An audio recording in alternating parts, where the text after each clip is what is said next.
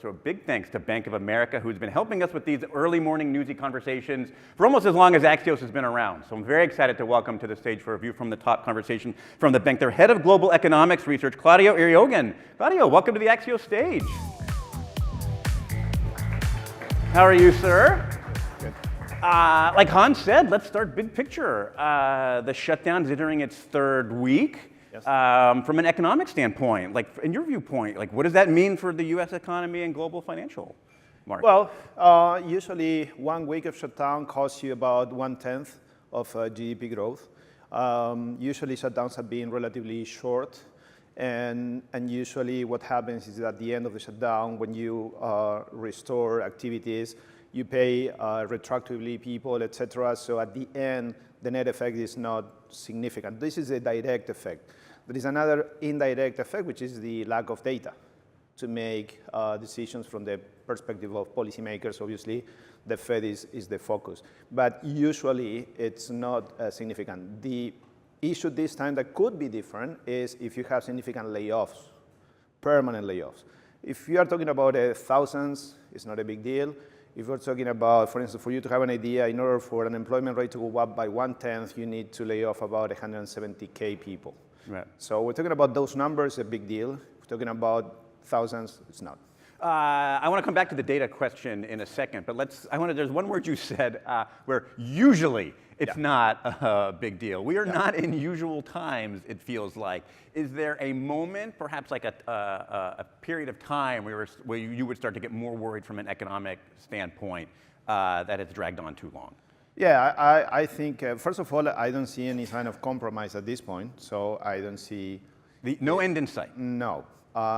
But this is very dynamic and very non-linear. I mean, nothing happens and then tomorrow everything happens. So I would say another 3-4 weeks would be something that we need to be a little bit concerned about. So we've got a little bit of 3 or 4 weeks. We'll come back. But again, it's important whether we have permanent layoffs or not. That's very, very important. So like the two things on the duration, but also the result of the potential layoff. Coming back to the data element, we've already missed one jobs report. I mean, we'll probably still have cascading impacts of that. Go a little deeper on what that maybe lack of visibility might mean and how you as an economist are approaching that. What other sources might you be looking at?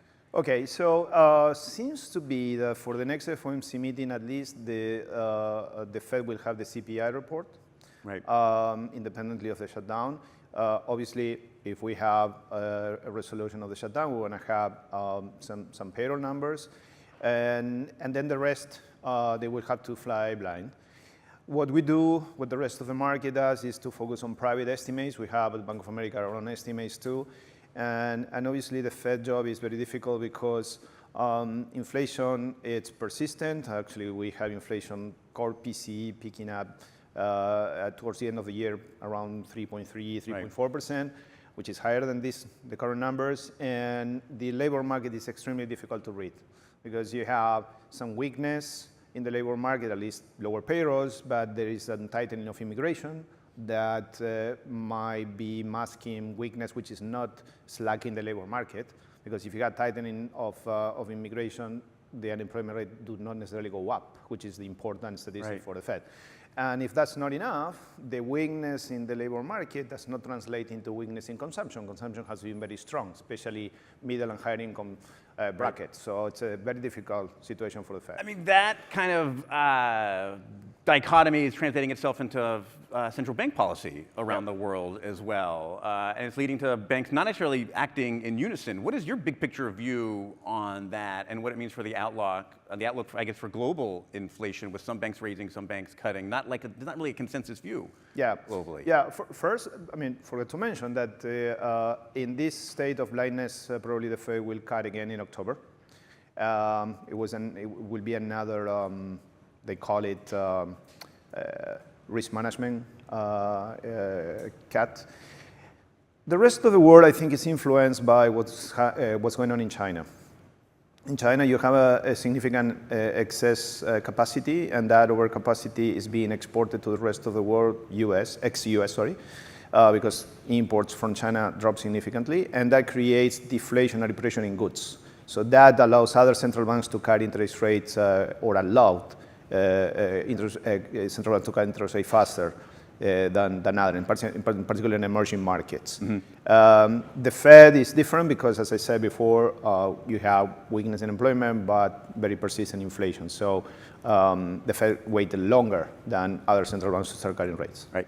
I'm glad you mentioned China. I want to dig into a little bit of the trade war. I mean, it's up, it's down. Like, I haven't checked Truth Social lately, so I don't know the current state of trade negotiations with China. What is your view globally on, like, what regions might be best positioned to ride this uncertainty out?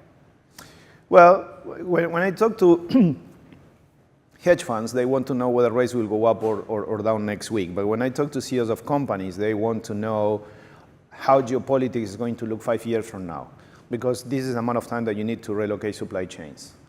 And globalization has been, I will produce in the countries where it's cheaper to produce, it's more efficiency-based allocation of capital, and we are moving towards a world in which you produce where it's safer to produce. You don't want a pandemic or a geopolitical accident caught you depending on critical inputs coming from the wrong side of the geopolitical divide. So companies are thinking along those terms in order to figure out how to relocate supply chains. Some countries are more, might benefit more than others. Mexico might benefit because of USMCA.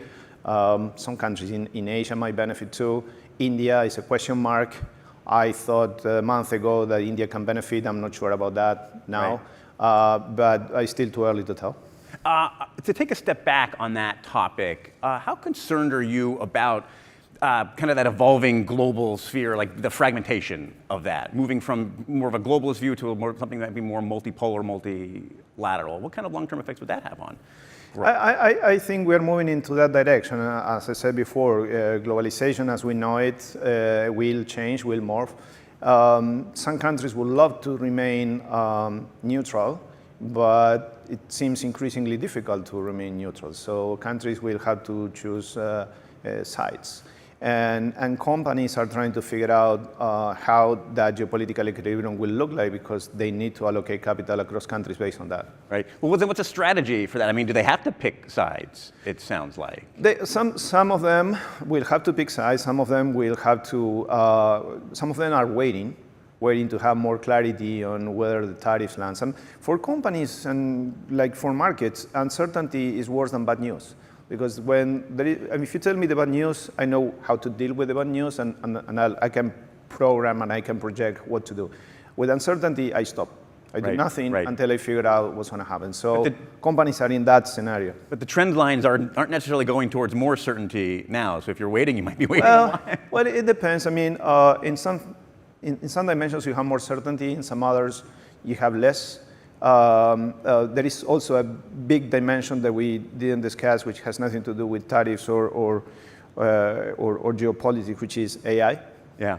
And companies need to figure out which countries are better to develop their AI strategies, where you have an excess of energy, electricity, that you can locate data centers. I mean, for instance, the south of South America, the south of Argentina, could be a potential Chile. I was in Chile last week, and they're thinking about that. So those are important dimensions that has nothing to do with tariffs, but are very important. Well, I'm glad you mentioned AI, because before we get the hook here, I want to dig a little bit deeper into that, like sort of the biggest macro topic here. You mentioned a couple regions. Do you view AI as something that'll be transformative only in parts of the world, or something that will sweep over all economies equally? Well, I think the AI revolution is happening in two countries under completely different regimes. One is the US, the other is China. Right.